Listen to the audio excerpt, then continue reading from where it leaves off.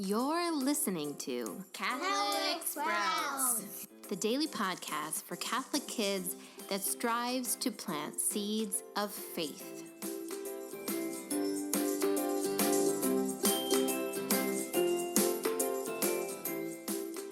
Hey there, Sprouts. Today is Wednesday, March 20th, 2019.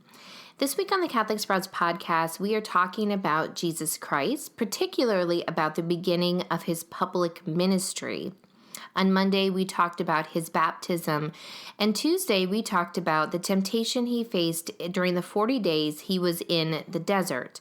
During both of these things, the baptism and his temptation in the desert, Jesus affirmed his obedience to the plan of God the Father. He accepted all that would come his way, including all of his suffering and death that he would undergo to save our souls. Today, as we continue to talk about the beginning of his public ministry, we are going to talk about the company that he kept. So as you might know, Jesus selected a handful of people to be close to him as he preached and taught.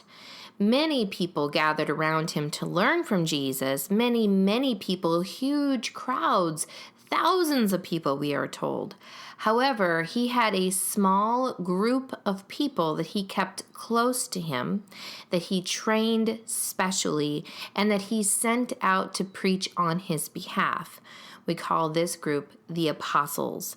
And there was even a little bit larger group that included some women, some family members that also were very close to Jesus Christ. In the beginning of all of the gospel narratives, we hear of Jesus calling these people to follow him, to put down their nets, to be fishers of men, to follow him. We also know that the people he selected were imperfect. Not only did they all abandon Jesus Christ at the end when he faced crucifixion, but one of them even betrayed him and handed him over to the Jews to be crucified. Remember, Judas was one of his closest apostles, someone that he called to follow him.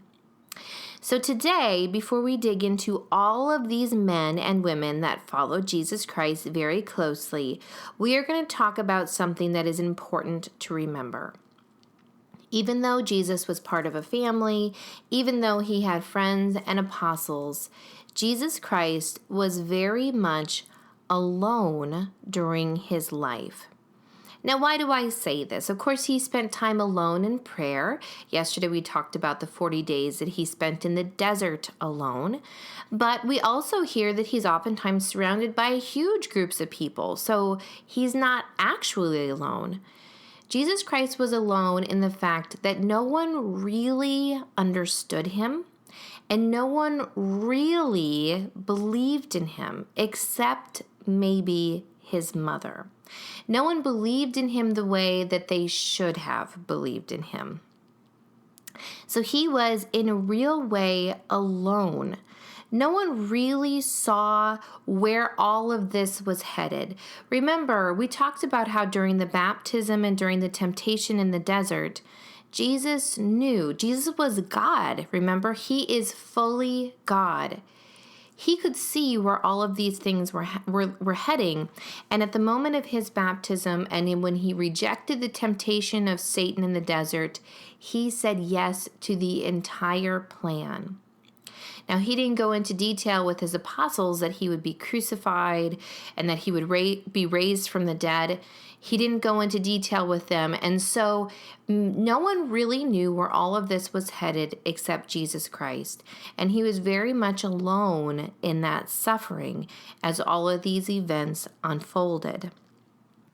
So an important question to ponder is, if no one really understood Jesus, if no one was really able to support him and love him in an equal sort of way, then why did he gather apostles to himself? Well, there's lots of answers to this. Of course, the apostles spread the gospel after he had died and really allowed Christianity to take over the world in the way that it has today. But also there's something more here. Jesus really longed for their companionship. just as he longs for our companionship. A story that we'll talk about later on as we continue to talk about Jesus Christ is the agony in the garden. Now remember, Jesus went there. He went off by himself. He was tormented. He was just in agony about what was going to happen to him because he knew the suffering. He knew he would be abandoned. And yet he didn't really go there alone. He brought with his closest companions, and he asked them to stay a little way off and to stay awake and to pray for him, to pray with him, to support him in prayer.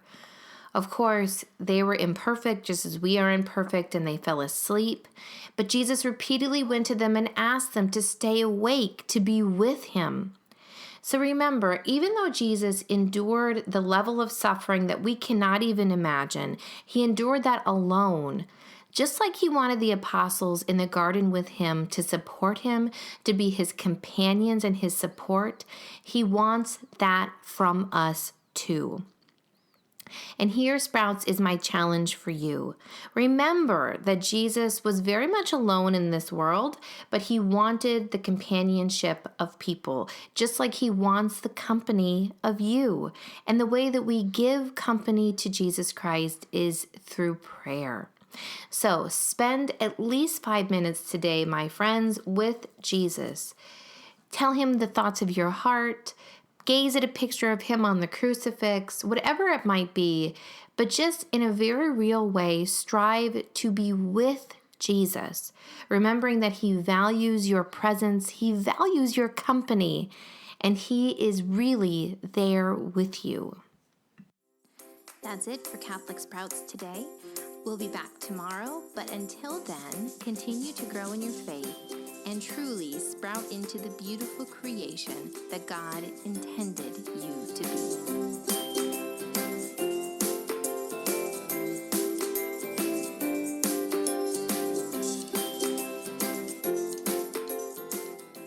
One final word to the grown-ups. Thank you so much for listening to the Catholic Sprouts podcast. I would like to invite you to join a special Facebook group just for those that listen to the Catholic Sprouts podcast. We will use this group to connect, to share resources around that week's theme, and simply celebrate raising future saints. To find the direct link to the Facebook group, simply check the notes for this podcast episode.